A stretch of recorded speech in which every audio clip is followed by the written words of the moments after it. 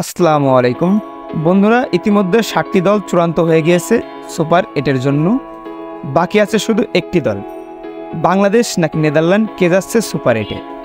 এখন বাংলাদেশের ভক্ত সমর্থকদের মনে একটাই প্রশ্ন, বাংলাদেশ কি পারবে নেপালকে হারিয়ে সুপার 8-এর জায়গা করে নিতে?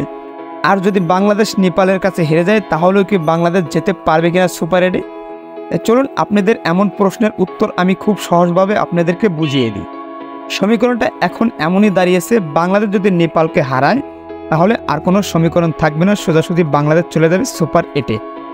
অন্যদিকে বাংলাদেশ যদি নেপালের কাছে হেরেও যায় তারপরও বাংলাদেশের চান্স থাকবে সুপার 8-এ যাওয়ার জন্য। যদি আপনাদেরকে আরও সহজ করে আমি বুঝিয়ে দিই, সেটা হলো বাংলাদেশ যদি নেপালের কাছে 38 রানের বেশি ব্যবধানে হেরে যায়, অন্যদিকে নেদারল্যান্ড যদি শ্রীলঙ্কার বিপক্ষে 15 রানের বেশি রানে জিতে যায়, তাহলে বাংলাদেশ নয় সুপার 8-এ চলে যাবে নেদারল্যান্ড। তবে আমরা আশা করি বাংলাদেশ নেপালকে হারিয়েই সুপার 8-এর জায়গা করে নেবে ইনশাআল্লাহ। আপনারা কি আমার সাথে একমত কিনা অবশ্যই কমেন্টে জানিয়ে দিবেন।